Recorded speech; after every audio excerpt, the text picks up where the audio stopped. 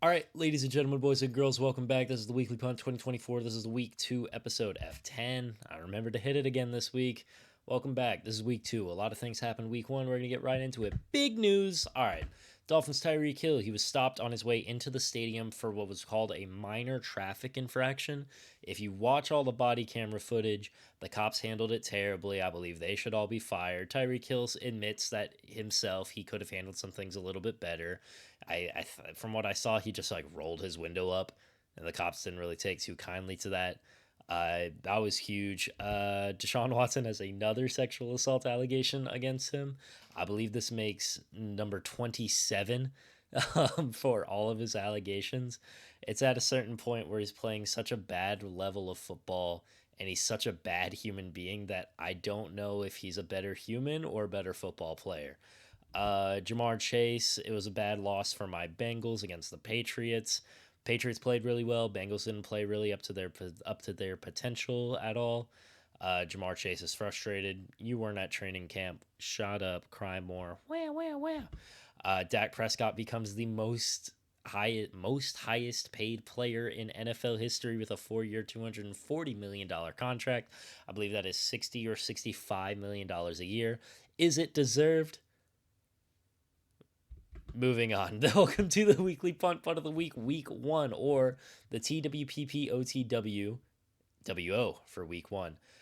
This is Riley Dixon, I believe, again, punter for the Denver Broncos against the Seattle Seahawks.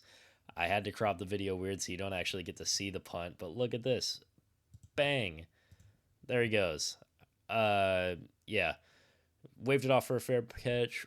Takes a beautiful bounce. Number one catches it, 34, finishes it off. Beautiful.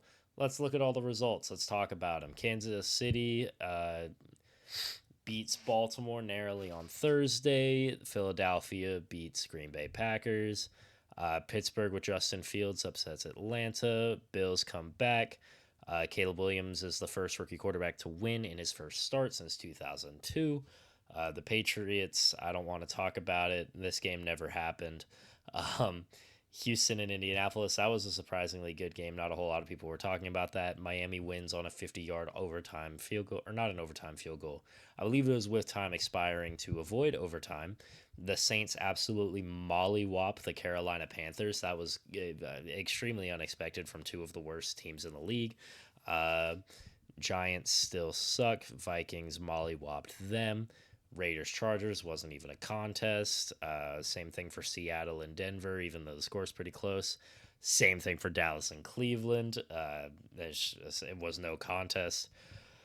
Tampa Bay Washington, same thing, no contest. We got traded to a pretty good rematch on Thursday Night Football, the first overtime game of 2024. Detroit comes victorious over the Rams with a hell of a drive in overtime. And then the 49ers beat the Jets. I don't think anyone was expecting anything different.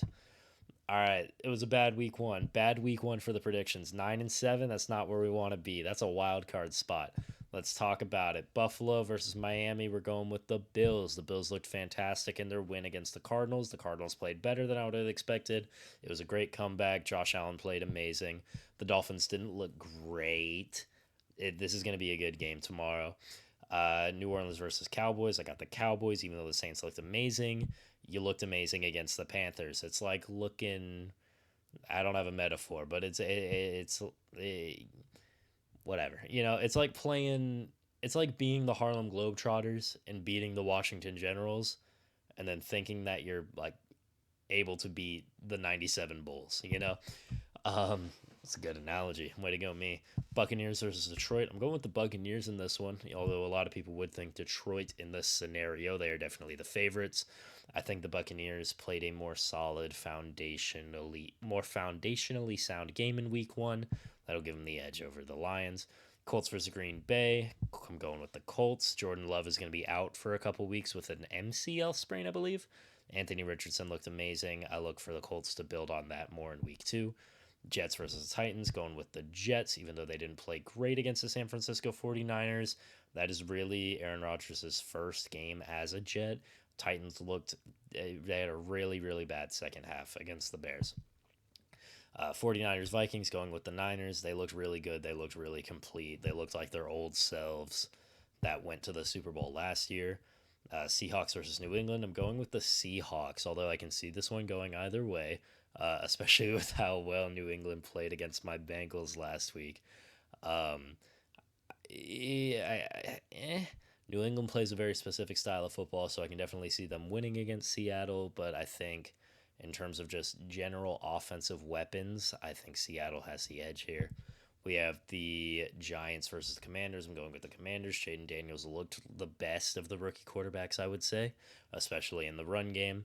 Um, I don't want to bet anything on Daniel Jones, even this silly little record. Chargers Panthers, it's got to be the Chargers. The Panthers had, like, I think the worst game I've ever seen from any NFL team. I genuinely think that, like, Texas, the Longhorns this year could beat the Panthers. We have the Browns versus Jacksonville. I'm going with the Jaguars. Cleveland did not look good. Deshaun Watson did not look good. The Jaguars almost took the Dolphins to overtime. Enough said. Raiders, Baltimore, going with Baltimore. Baltimore looked fantastic. They played great on Thursday night. The Chiefs just played that much better. Raiders didn't look great. They didn't really take the Chargers to any sort of level of discomfort. Cardinals, Rams. I'm actually going with the Cardinals. Although the Rams looked fantastic, I think Kyler Murray, uh, what's his name? Michael Harrison. What's his? Oh my God, I don't know his name. Marvin Harrison Jr. There we go. Michael Harrison. That's white Marvin Harrison. Marvin Harrison is going to get more targets. It's going to be great. Fucking Steelers, Broncos. I don't know who the hell's watching this game, but I'm going with the Broncos. I think Bo Nix is going to have a great week too. Steelers still going with Justin Fields. He's still not a great quarterback. I don't think they're going to have the same edge of a team is preparing for Russell Wilson all week and then Justin Fields steps in when he's more athletic. Oh no, this next one pains me to make. It's my Cincinnati Bengals at Burrowhead in Kansas City. Unfortunately, for the sake of my record, I gotta go with the Chiefs. The Chiefs look fantastic in week one. My Bengals looked terrible. Hoping to have T. Higgins back, hoping to have Jamar Chase at 100%. It's just especially away at Arrowhead, it's a tough matchup. Then we have the Bears and the Texans on Sunday night, going with the Texans. C.J. Stroud versus Caleb Williams could be the next great QB rivalry in the league. Going with the Texans, they look fantastic. On Monday night, we have the Falcons versus the Eagles. Going with the Eagles. Eagles are the most complete team in the NFL. Falcons suck. That is all. Daniel Jones sucks at football. Week one was amazing. Week one was very eventful. If you can tell I'm a little bit quieter, it's because I'm recording this at the grand old time of 11:30 at night on the Wednesday night before. It's gonna be a great season. um, thank you all so much for watching. Let's go back to the full screen. Thank you guys so much for watching. I hope you have a fantastic rest of your days. Football season's back. That was the best week I've had in a long, long time. Goodbye.